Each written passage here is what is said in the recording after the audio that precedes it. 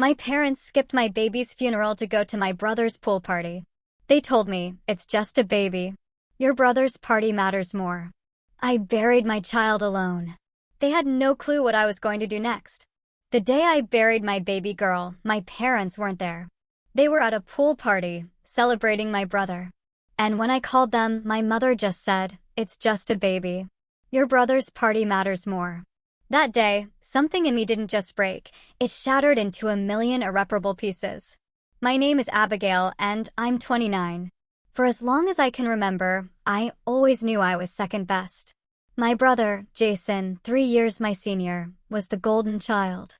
Our parents, Margaret and Richard, meticulously crafted a family dynamic where his every mediocre achievement was lauded with extravagant celebrations, while my successes, no matter how significant, were met with a casual nod, if they were remembered at all. I still remember when Jason made the soccer team in grade school. They threw a massive backyard barbecue, inviting everyone we knew. That same year, I got into the honors program, and their response was a lukewarm, "That's nice, Abby," before they immediately turned to ask Jason about his upcoming game. This pattern, this constant, soul-crushing favoritism, was the background hum of my entire life. Jason's average grades were spun as the triumphs of a well-rounded individual, while my straight A's were simply expected, utterly unremarkable. By high school, I'd learned to accept my place. I poured my energy into building my own world, excelling in academics, finding friends who actually saw and valued me. That's how I met Michael in college. His family was a revelation. Warm, supportive, genuinely interested in his day, remembering important milestones, bursting with pride for his accomplishments. It felt theatrical, almost too good to be true, until I realized this was what normal family love looked like. Michael and I dated all through college and got married 3 years ago. He's an architectural engineer. I'm a pediatric nurse. We bought a small starter home, intentionally a bit of a drive from my parents, a distance I craved, though I never admitted it to Michael. When we announced our pregnancy, Michael's parents were overjoyed. They immediately started planning a baby shower, asking about nursery colors, sending us articles. My parents? Their response was, "Oh, that's nice. Did Jason tell you he might get promoted at the firm?" Can you believe it? Like our miracle was just background noise to his supposed triumph. They did attend the baby shower my in-laws organized, but they spent most of it talking about Jason's recent vacation. Jason's life, you see, was a gilded path. Prestigious job, luxury condo, increasingly attractive girlfriends, each celebrated lavishly by my parents. They even helped him with the down payment on his condo, something they never offered me, despite my student loans. When I dared to mention the unfairness once, my mother simply said, "Jason has a more expensive lifestyle to maintain. You and Michael are more practical people." Emily was born on a snowy January morning. She had Michael's dark hair and my blue eyes. The moment I held her, a love so intense, so overwhelming, it physically hurt, washed over me. Michael's parents were there within hours, bearing gifts, tears of joy, and boundless affection. My parents arrived the next day, stayed for exactly 45 minutes, and left because my mother had a hair appointment. Over the next 6 months, Michael's parents were a constant, loving presence. They visited weekly, sometimes just to give us a break, taking Emily so we could nap or have a quiet dinner. They took thousands of photos, created a special album, and constantly told us what a beautiful family we were. My parents? They visited twice. Once, 3 weeks after Emily's birth, only because my mother's book club friend insisted on seeing the baby. The second time was when they were in the area for one of Jason's work dinners. They held Emily as if she were a ticking bomb, visibly relieved when she started crying and I took her back. Despite their utter indifference, I kept sending them weekly photo updates, her first gummy smile, her rolling over, her sweet laugh. My mother would occasionally respond with a thumbs-up emoji. My father never responded at all. Then, 2 months before Emily died, Jason announced his engagement to Stephanie. My parents immediately dove into planning an elaborate engagement party. My mother called me daily with updates. Venue, menu, guest list.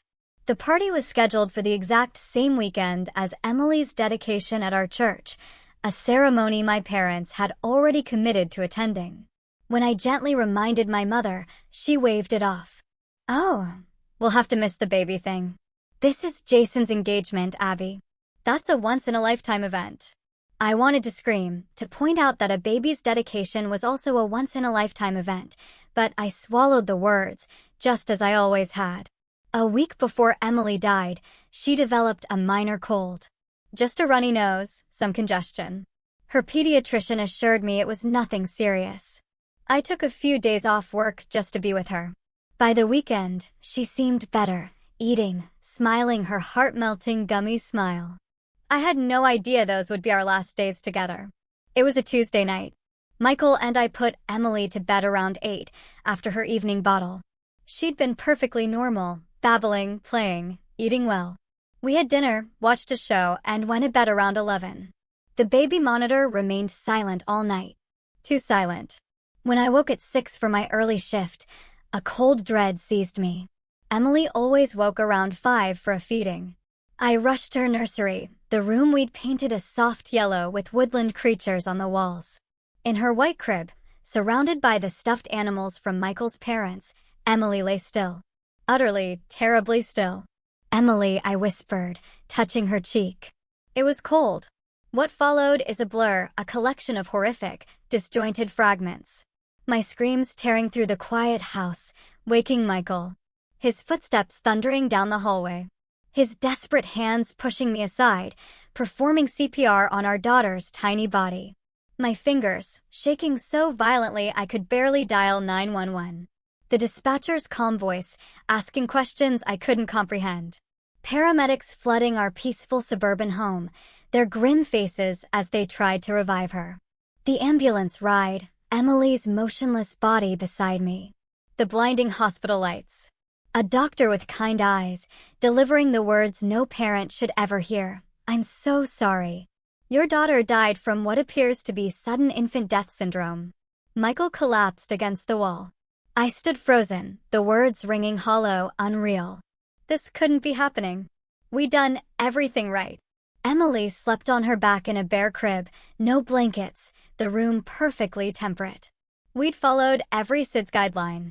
Yet there we were, in a sterile hospital room, being asked if we wanted to hold our daughter one last time. We spent hours with Emily, trying to memorize every detail of her face, holding her cold little hands, kissing her forehead. A chaplain came. A grief counselor spoke to us. Someone mentioned funeral arrangements.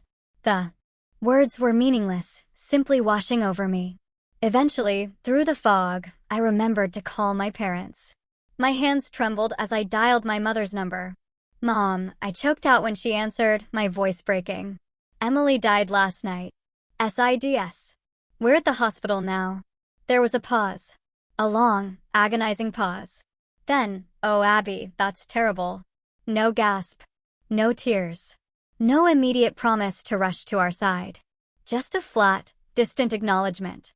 "We need to arrange a funeral," I continued, desperate for her to understand, to offer support, to simply be a mother to me when I needed one most. "Yes, I suppose you do. Let us know the details." That was it. No questions about how we were coping, no offers to help. Michael's parents, in stark contrast, were already at the hospital, having dropped everything the moment we called. The next few days were a numb blur of paperwork, decisions, and overwhelming grief. Michael and I moved like ghosts, barely eating, barely sleeping. His parents, incredible as always, handled everything practical: the funeral home, the flowers, food for after the service. My parents called once to ask when the funeral would be. Friday at 11, I told my mother. "At Greenview Cemetery." "Friday," she repeated, a hint of annoyance in her voice. Oh dear. That's the day of Jason's pool party to celebrate his engagement. We've already committed to that. I thought I'd misheard. "Mom, this is Emily's funeral. Your granddaughter's funeral." "I understand that, Abby," she said, her tone hardening. "But we can't cancel on Jason now.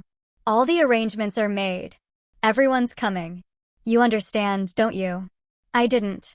I couldn't. How could they choose a party over their granddaughter's funeral? No, Mom, I don't understand. Please explain it to me. She sighed, the sound crackling through the phone. Abby, I know you're upset, but think rationally. It's just a baby. Your brother's party matters more. Emily was only here for a few months. You can always have another baby. But Jason's engagement is important to his future. The words hit me like physical blows. Asterisk, it's just a baby. Your brother's party matters more. You can always have another baby. Asterisk in that moment. Something inside me didn't just harden. It turned to ice. The pain was so profound. It transformed into a cold, clear understanding of who my parents truly were. I see, was all I could manage before I hung up. Michael found me sitting on our bedroom floor, phone still clutched in my hand. When I told him what my mother had said, his face contorted with rage. He wanted to call them back, to tell them exactly what kind of people they were, but I stopped him. I felt hollow beyond anger. It doesn't matter, I said. It's always been this way. I just never wanted to admit it. The morning of the funeral dawned bright and clear, cruelly beautiful for such a dark day. I stood in front of my closet, staring at the black dress I'd bought, trying to comprehend that I was choosing an outfit for my child's funeral. As we drove to the cemetery, I checked my phone, clinging to a desperate, foolish hope that my parents had changed their minds. Nothing. No messages from them. Instead, there was a text from Jason. Sorry about the baby. Hope the funeral goes okay. Excited to see everyone at the party later.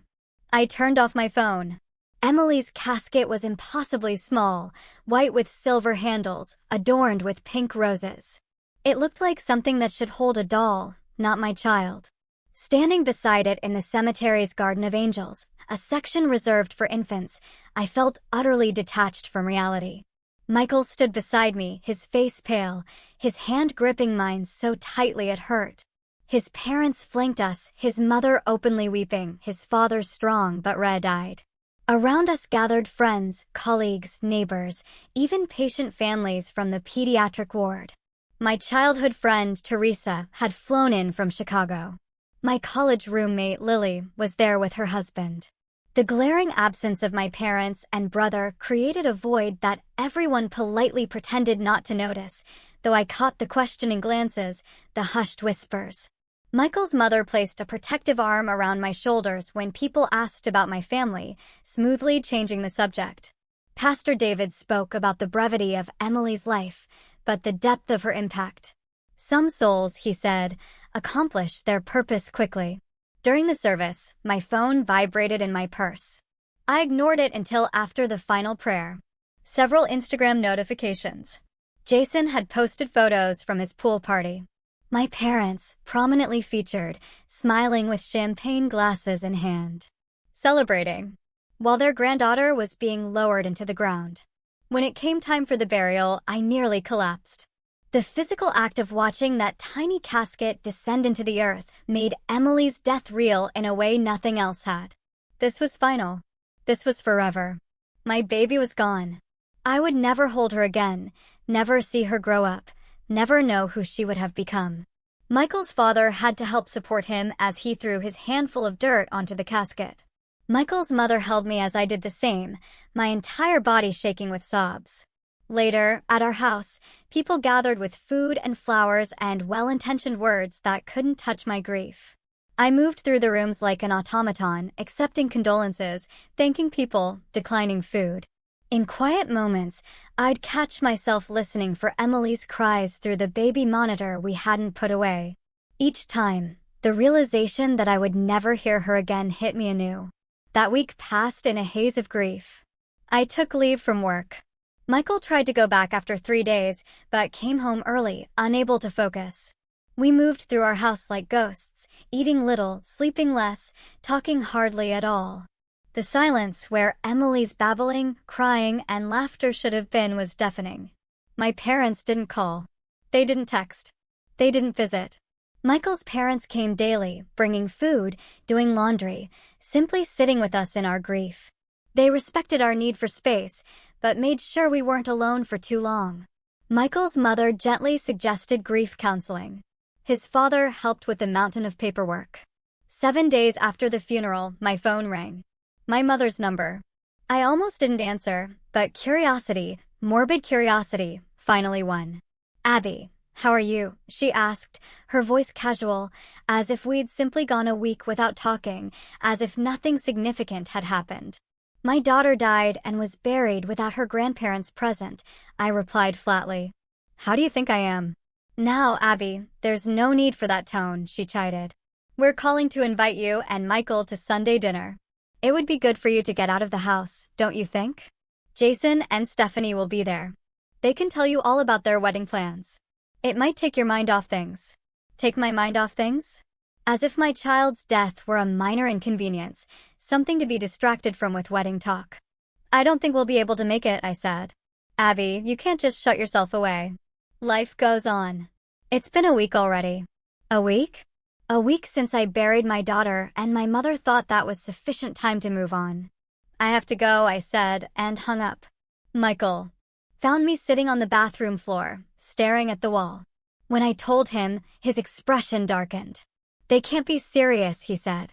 "They are," I replied. "They absolutely are."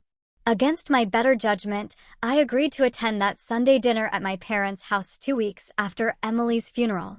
Michael was reluctant, but I felt a desperate need to see them face to face, to understand how they could act as if nothing had happened. We arrived at the suburban Colonial, the house with the meticulously maintained lawn, the living room always pristine for guests. My mother greeted us with air kisses, careful not to smudge her lipstick. My father nodded from his armchair, barely looking up from his newspaper. Jason and Stephanie sat on the couch, wedding magazines spread before them. "Abby, Michael, come in," my mother chirped. "Dinner's almost ready." Jason was just showing us the venue they're considering for the reception. It's absolutely breathtaking. No mention of Emily. No acknowledgement of our loss. No recognition that we might not be in the mood to discuss wedding venues. We sat stiffly while Jason dominated the conversation, detailing his wedding budget, the guest list, the honeymoon options. My parents hung on his every word, offering suggestions and approval. I noticed a new photo on the mantel, Jason and Stephanie at the pool party. The same party they'd chosen over Emily's funeral. During dinner, my mother served roast beef and Yorkshire pudding, Jason's favorite. The conversation revolved entirely around Jason's promotion, Stephanie's dress shopping plans, and my parents' ideas for the rehearsal dinner. Finally, during dessert, I couldn't take it anymore. "Did Emily's funeral interfere with your pool party?" I asked, my voice cutting through a discussion about wedding photographers. The table fell silent. My mother's smile froze. "Abby," she said with a nervous laugh, "let's not bring up unpleasant topics at dinner." "Unpleasant topics?" I repeated. "You mean my daughter's death? Your granddaughter's funeral that you skipped?" "Now, Abby," my father interjected. "What's done is done. No sense dwelling on the past." "The past? It was 2 weeks ago." Jason rolled his eyes. "See? This is why we didn't want to bring it up. You always make everything so dramatic, Abby." I stared at him, incredulous. "Dramatic? My baby died, Jason. And none of you came to her funeral because you were too busy having a pool party." "It wasn't just a pool party," my mother said defensively. "It was a celebration of Jason and Stephanie's engagement. We'd been planning it for weeks. We couldn't cancel at the last minute." "But you could miss your granddaughter's funeral," I countered. "You could tell me it's just a baby and that I can always have another one." Michael, who had been silent until now, put down his fork with a clatter. "I've sat here trying to be respectful, but this is beyond belief. Do you have any idea what Abby has been through?" "What we've been through?" My mother looked affronted. "Of course we do. We're very sorry for your loss. But life must go on, mustn't it? Dwelling in grief isn't healthy." "It's been 2 weeks," Michael said, his voice dangerously quiet. 2 weeks since we buried our daughter, and you haven't once asked how we're doing. You haven't offered to help. You haven't acknowledged our pain in any way." My father cleared his throat. "We thought it best to give you space." "Space?" I laughed bitterly. "Is that what you call it?" "Because from where I'm sitting, it looks like indifference. It looks like you care more about Jason's engagement party than your own granddaughter's death." "That's not fair, Abby," Jason said. "Mom and Dad had already committed to my party. They couldn't be in two places at once. They made a choice, Jason, I said, and they chose you. As they always have. A tense silence fell over the table. Stephanie looked incredibly uncomfortable. Actually, my mother said, finally, almost as an afterthought. Several relatives asked where we were during the funeral. We told them we couldn't attend due to health issues. Your father's back, you know. The revelation hit me like a physical blow. They had lied to the family about why they missed Emily's funeral.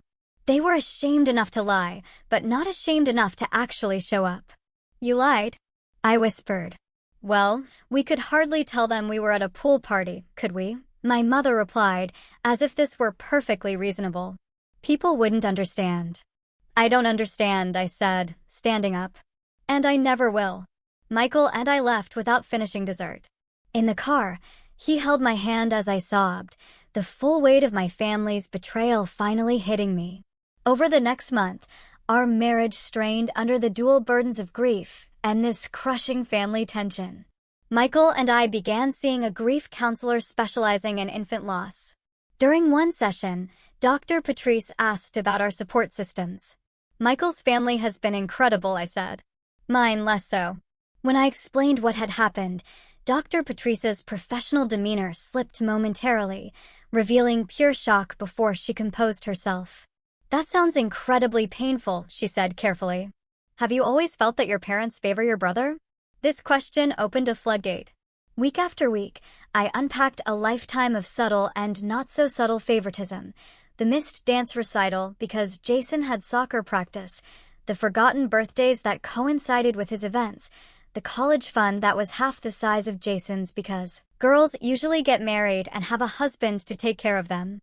Dr. Patrice introduced terms like golden child and scapegoat. She explained the dynamics in narcissistic family systems. With each session, I gained clarity. This wasn't just about the funeral. This was about a lifetime of being treated as less than, culminating in the ultimate dismissal of my most profound loss. What do I do with this knowledge? I asked Dr. Patrice during our next session. How do I move forward? That depends on what you want, she replied. Some people choose to maintain limited contact with boundaries. Others find they need a clean break. What feels right to you? I thought about my parents' casual cruelty, about the moments of grief I'd experienced alone while they celebrated my brother. I thought about Emily, how she deserved grandparents who valued her life, who would have moved heaven and earth to be there to honor her death. I think, I said slowly, I need them to understand what they've done. Not just to me, but to Emily. To her memory. And if they can't or won't acknowledge it? Dr. Patrice asked gently. Then I'll have my answer. That night, I told Michael about my decision. I need to make them understand. I need them to feel a fraction of the pain I felt standing at that funeral alone. Michael looked concerned. What are you planning to do? Nothing destructive, I assured him. Just the truth.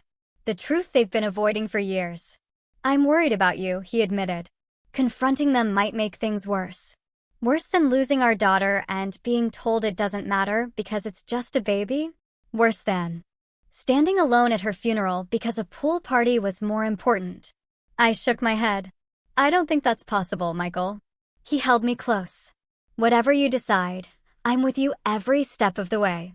The time for silence was over. I didn't want revenge, not exactly. What I wanted was acknowledgement, a recognition of the pain they'd caused, an understanding of the damage they'd done. I wanted my parents to feel the weight of their choice, to see it clearly for what it was. Above all, I wanted to ensure they could never rewrite history, never pretend they'd been supportive when they were anything but. My first step was declining the invitation to Jason's engagement party. The invitation arrived in a thick cream envelope with gold embossing, my mother's touch, no doubt. I texted a simple response, Michael and I won't be attending. Still grieving our daughter's death. The phone calls started immediately. My mother, then my father, then even Jason. Abby, you can't miss Jason's engagement party, my mother insisted. Family needs to stick together during these events. Family needed to stick together at Emily's funeral, too, I replied. That's different, she said dismissively. This is a happy occasion. I'm not in a place to celebrate right now. It's been over a month, Abby. You need to move on. I ended the call without responding. My father's call was similar, guilt and manipulation wrapped in paternal authority. Jason's call was the most surprising. "Mom and Dad are upset you're not coming to my party," he said. "Can you just show up for an hour or something? It's important to them." "Was Emily's funeral important to you?" I asked. A pause. "That's not fair. I barely knew her." "Whose fault is that, Jason? You visited her exactly once in 6 months. She was your niece." "Look, I'm sorry about what happened. It's awful, but life goes on, right? You and Michael can try again when you're ready." Try again, as if Emily were a failed experiment rather than our daughter. As if any future children could replace her, rather than be their own unique people. "I won't be attending your party," I said firmly. "Congratulations on your engagement." With that immediate pressure handled, I began my research in earnest. I read books about family estrangement, narcissistic family dynamics, and grief. I joined online support groups for parents who had lost children and found, to my sad relief, that my experience wasn't unique. Many others had faced insensitive comments, thoughtless actions, and painful betrayals from family members during their darkest hours. One evening, I pulled out a box from my closet, a collection of evidence I hadn't realized I'd been gathering throughout my life. Birthday cards where my parents had written generic messages, or worse, referenced Jason's achievements. Photos from family events where I stood at the periphery while Jason occupied the center. Text messages showing patterns of neglect and dismissal. I created a detailed timeline, documenting the pattern that had culminated in their absence at Emily's funeral. It wasn't for them. It was for me. A way to validate my own experiences and feelings after years of gaslighting and minimization. Next, I reached out to extended family members, aunts, uncles, cousins who had attended Emily's funeral and noticed my parents' absence. I didn't volunteer information. I just asked open-ended questions about their understanding of the situation. "We were told your father's back was acting up," my Aunt Judith said during our phone call, "and that your mother needed to stay home to care for him. Did that explanation seem odd to you?" I asked. A pause. "Well, yes. I remember thinking it was strange they couldn't make it even for a short time. But who am I to question? What if they weren't grieving at all?" I asked quietly. What if they were at Jason's pool party instead? The silence on the line was deafening. Similar conversations with other relatives revealed the extent of my parents' deception. They told consistent lies to explain their absence, creating a narrative where they were victims of circumstance rather than people who had made a deliberate choice. After 2 months of preparation, I was ready for the final step. I texted my parents. "I'd like to meet with you to discuss moving forward from everything that's happened, just the 3 of us. This Sunday at 2 p.m. at your house." My mother replied immediately, "Wonderful. I'm so glad you're ready to put this behind us. I'll make your favorite lemon cake." The casualness of her response, the assumption that I wanted reconciliation without acknowledgement, only strengthened my resolve. The night before the meeting, Michael held me as I rehearsed what I wanted to say. "Are you sure about this?" he asked. "You don't owe them an explanation for cutting contact if that's what you decide to do." "I'm not doing this for them," I explained. "I'm doing it for me. For Emily. I need to speak my truth, to stand up for her memory. If I just disappear from their lives, they'll rewrite the narrative. They'll tell everyone I was too consumed by grief, too unstable, too unreasonable. I need to make it clear exactly why I'm making this choice." "I understand," he said. "Just remember, whatever happens tomorrow, you have people who love you, who really love you." I held him tighter, grateful for his unwavering support. The next morning, I placed a framed photo of Emily in my purse, along with my documentation and a letter I'd written expressing everything I needed to say.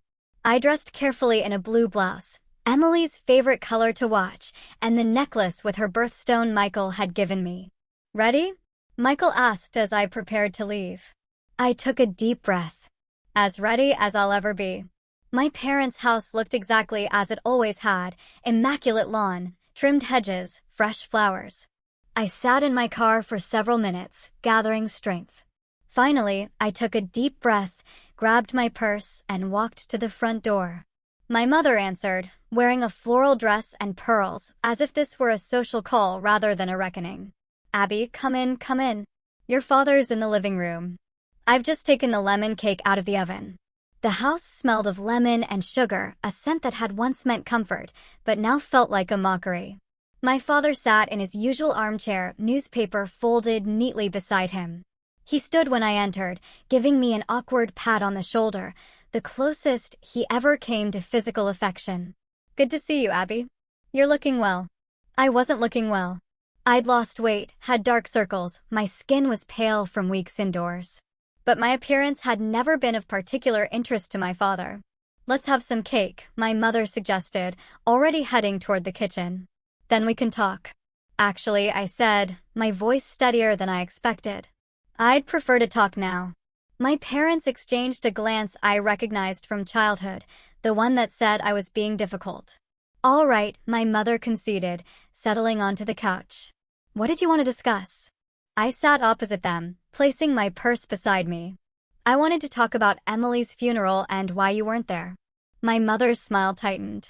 Abby, we've been through this. We had a prior commitment. A pool party, I said flatly. An engagement celebration. For your brother, my father corrected, as if the terminology made a difference. I'd like to show you something. I reached into my purse and pulled out Emily's photo, a professional portrait from when she was 4 months old, pink dress, bright blue eyes, gummy smile. I placed it on the coffee table between us. My parents glanced at it uncomfortably, but said nothing. This is your granddaughter, I said. This is Emily. The Emily whose funeral you skipped to attend a pool party. The Emily you referred to as just a baby. The Emily your son, my brother, visited exactly once in her entire life. Abby, my mother began, but I held up my hand. I'm not finished.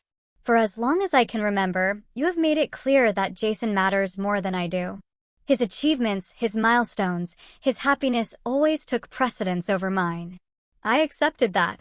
I built a life with people who valued me, despite your indifference. But when you chose to skip Emily's funeral, when you dismissed her death as insignificant, you crossed a line that can't be uncrossed. I pulled out the folder containing my documentation. I've been thinking about this a lot, trying to understand if this was an isolated incident or part of a pattern. I think the evidence speaks for itself.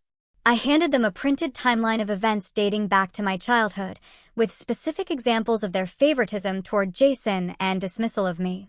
Birthdays forgotten because of Jason's soccer tournaments. My college graduation dinner cut short because Jason had a date. The substantial financial support they'd given Jason compared to the token assistance I'd received.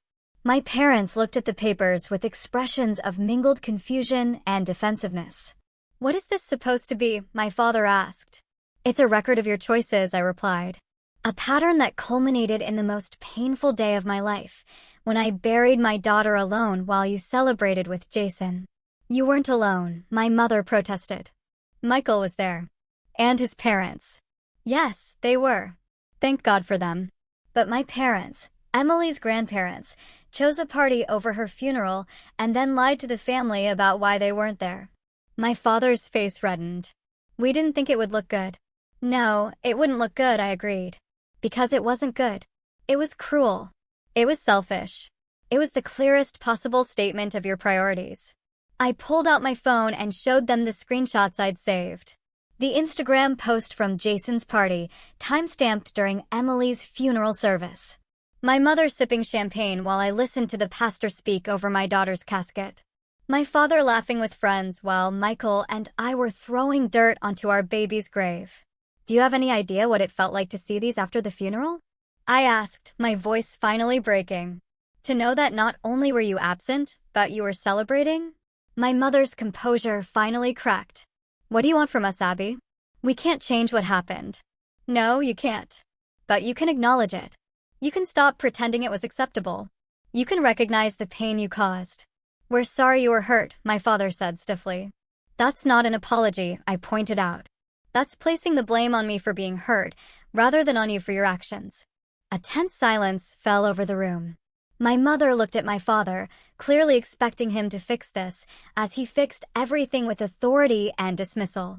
But even he seemed to recognize that his usual tactics wouldn't work here.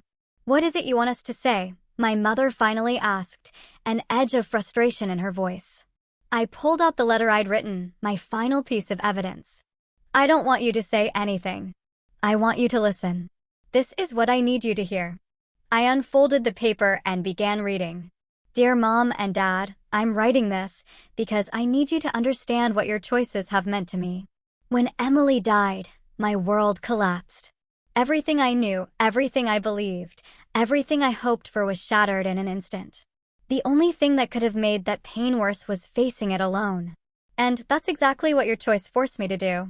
When you told me that Emily was just a baby and that Jason's party mattered more, you didn't just miss a funeral. You invalidated her entire existence. You told me that my child, your granddaughter, was disposable, replaceable, unimportant. You told me that my grief was inconvenient. My pain was exaggerated. My loss was negligible compared to Jason's celebration. This wasn't an isolated incident. It was the culmination of a lifetime of being treated as less than, of having my experiences minimized, my achievements overlooked, my needs dismissed. I've spent my entire life trying to earn the love and attention you give Jason freely, never understanding that the problem wasn't me, it was you. I'm not writing this to hurt you or to extract an apology. I'm writing because I need you to know that I see the truth now. I see the pattern. I understand that this will never change because you don't want it to change. And knowing that, I need to protect myself and the memory of my daughter from further harm. For now, I've decided to take a step back from our relationship. I need time and space to grieve Emily without having her existence diminished. I need to heal from not just her loss, but from the additional trauma of your response to it. I need to build a life surrounded by people who value me and who would have moved heaven and earth to be present on the worst day of my life. If someday you're willing to truly acknowledge what happened, to take responsibility for your actions without excuses or deflections, to commit to change, then perhaps we can begin to rebuild. Until then, this distance is necessary for my well-being and for honoring Emily's memory the way she deserves. With both sadness and resolve, I signed it, Abby. When I finished reading, I looked up. My mother was crying silently, mascara tracking down her cheeks. My father sat rigid, jaw clenched, but his eyes betrayed a flicker of something I'd rarely seen, uncertainty. You can't be serious, he finally said. Cutting us off over one missed event? I folded the letter carefully and returned it to my purse. It wasn't one event. It was the final event in a lifetime of events. And I'm not cutting you off permanently. I'm stepping back until you can acknowledge the reality of what happened and commit to change. This is ridiculous, my father insisted. Everyone has favorite children. It's natural. We've done everything for you. Robert, my mother interrupted, her voice uncharacteristically sharp. She was looking at Emily's photo on the table. Really looking at it, perhaps for the first time. Stop. The room fell silent again. My mother reached for the photo with trembling fingers. She had your eyes, she said quietly. Yes, I replied. She did. I never really looked at her, my mother admitted, her voice barely audible. I was always so busy with Jason's things, with the engagement plans. My father shifted uncomfortably. Margaret, don't. Abby's upset. But she'll come around. She always does. No, I said firmly. Not this time. This isn't something I can just get over. This is my line in the sand. I stood, gathering my purse. I've said what I came to say. The ball is in your court now. I hope someday you'll understand what you've done and make different choices. Until then, I need this distance. As I turned to leave, my mother called after me, her voice breaking. Abby, please don't go like this. I paused at the door. I'm not going anywhere, Mom. I'm right where I've always been. You're the ones who weren't there when it mattered most. I walked out of their house with a strange mixture of grief and liberation. In the car, I sat for a moment, hands shaking, but my mind clear. I had spoken my truth. I had stood up for Emily, for myself, for the reality of our experiences. Whatever happened next was up to them. As I drove home, my phone began ringing with notifications. Jason, apparently informed of our confrontation, was sending angry texts, accusing me of upsetting our parents unnecessarily. Several extended family members, however, were sending messages of support. They'd learn the truth about the funeral, either from my direct conversations with them or through the family grapevine. My Aunt Judith's message stood out. I had no idea, Abby. No idea they chose a party over Emily's funeral. I'm heartbroken for you and ashamed of my brother. Whatever you need, I'm here. By the time I reached home, word had spread through the family. The narrative my parents had carefully constructed was crumbling under the weight of truth. They would need to face not just me, but the judgment of the extended family who had believed their lies. Michael was waiting for me, concern written across his face. How did it go? I sank into his arms, emotionally exhausted, but oddly peaceful. I did it. I said everything I needed to say. And now we wait. Either they'll recognize what they've done and try to make amends, or they won't. Either way, I've done what I needed to do for Emily, for myself. That night, I slept better than I had since Emily died. Not because the grief was gone, it would never be gone, but because I'd lifted the additional burden of pretending my parents' behavior was acceptable. I'd honored Emily by insisting her life and death mattered, regardless of what they believed. 6 months after my confrontation, I stood in the garden we'd planted in Emily's memory. Spring had arrived, bringing with it daffodils and tulips around the small angel statue that marked the center of the space. Michael worked beside me, carefully placing new mulch around the perennials. It's looking beautiful, he said, standing to wrap an arm around my waist. Emily would have loved playing here. The pain of those words was still sharp, but no longer debilitating. Yes, I agreed. She would have. In the months since the confrontation, we had established a new normal. 3 times a week, I attended a support group for parents who had lost children. Twice a month, Michael and I saw Dr. Patrice together, working through our grief as a couple. We had converted Emily's nursery into a memorial room, not a shrine, but a peaceful space with photos, her favorite toys, and a comfortable chair where we could sit and feel close to her. My relationship with my parents had transformed as well, though not in the way I might have expected. After our confrontation, they had retreated into silence for several weeks. Then, surprisingly, it was my father who reached out, a handwritten letter that arrived exactly 3 months after Emily's death. Abby, he wrote, I have never been good with emotions or admitting when I'm wrong. But after reading your letter again and again, after seeing the timeline you created, after hearing from relatives who attended Emily's funeral, I can no longer deny the truth of what you said. We were wrong. Terribly, unforgivably wrong. Not just about the funeral, but about many things over many years. I don't expect forgiveness. I don't even know if I deserve the chance to try to make amends. But I want you to know that I hear you and I am sorry. Truly sorry. It wasn't a perfect letter. It didn't address everything. But it was the most genuine acknowledgement I had ever received from my father that he had caused me pain. My mother's response came a week later, a small package containing a custom-made ornament with Emily's name, birth date, and a pair of angel wings. The note inside read simply, I should have been there. I will regret that choice for the rest of my life. I'm so sorry, Abby. These gestures didn't erase the past. They didn't undo the damage or bring Emily back. But they were steps, small, hesitant steps toward acknowledgement and potential healing. We established careful boundaries, monthly dinners, initially just my parents and me, later including Michael when he felt comfortable. Ground rules included no dismissing Emily's memory, no changing the subject when grief surfaced, no comparisons to Jason's life events. Jason himself had been another surprise. After initially reacting with anger to my confrontation, he had shown up at our door one rainy afternoon in April. I've been thinking, he said awkwardly, standing on our porch. About what happened, about Emily's funeral, about everything really.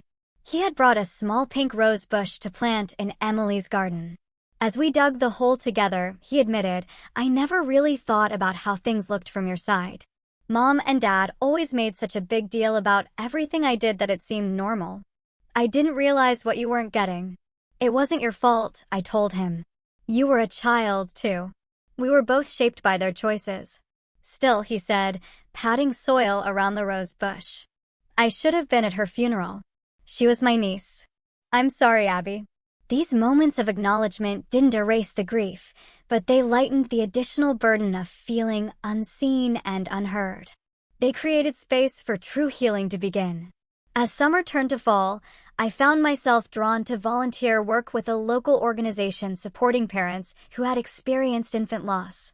My nursing background gave me professional insights, while my personal experience allowed me to connect with parents in a way that textbook knowledge never could. During one support session, a young mother named Rachel broke down, describing how her in-laws had suggested she'd just try again, barely a month after losing her son to a congenital heart defect. "They don't understand," she sobbed. "They act like he was replaceable, like any baby would do." I took her hand. "I understand. My parents missed my daughter's funeral for a pool party. They told me she was just a baby and that my brother's engagement celebration mattered more." Rachel's eyes widened. "What did you do?" "I stood up for my daughter's memory," I said. "I made them face what they'd done, and then I focused on healing myself, with or without their understanding." "Did it help?" she asked. "Standing up to them?" I thought about it carefully. It didn't bring Emily back. It didn't erase the pain of burying her alone. But it honored her. It said to the world, her life mattered. Her death mattered. And that helped me heal. Working with these parents became my purpose. Not replacing Emily, nothing could do that, but creating meaning from the devastation of her loss. Each family I helped was a tribute to her brief life, a way of ensuring that her impact continued. Michael and I began tentatively discussing the possibility of another child. Not to replace Emily, we were clear with each other and our therapist about that, but to expand our family. The conversation was fraught with fear and guilt. Would loving another child somehow diminish our love for Emily? Would every milestone with a new baby be shadowed by thoughts of what Emily would have been doing at that age? "I'm scared," I admitted to Michael one night as we sat in Emily's memorial room. "Terrified, actually." "Me too," he said. "But I think Emily would want us to have room in our hearts for another child, not instead of her. In addition to her." My relationship with my parents continued to evolve slowly. There were setbacks, moments when old patterns emerged, when they slipped into comparing my life unfavorably to Jason's, when they seemed to forget the lessons they claimed to have learned. But there was also growth. My mother began asking about my volunteer work with genuine interest. My father created a small scholarship fund in Emily's name at the children's hospital where I worked. During a family gathering to celebrate my father's birthday, I overheard him talking to a cousin who had recently had a baby. "Treasure every moment," he said, with unusual emotion. "Every single moment matters." I learned that lesson too late with my granddaughter. It wasn't perfect. It would never be perfect. But it was progress. On the 1-year anniversary of Emily's death, we held a small remembrance ceremony in our garden. Michael's parents were there, steady and supportive as always. My parents came, bringing flowers and standing awkwardly but respectfully at the edge of the garden.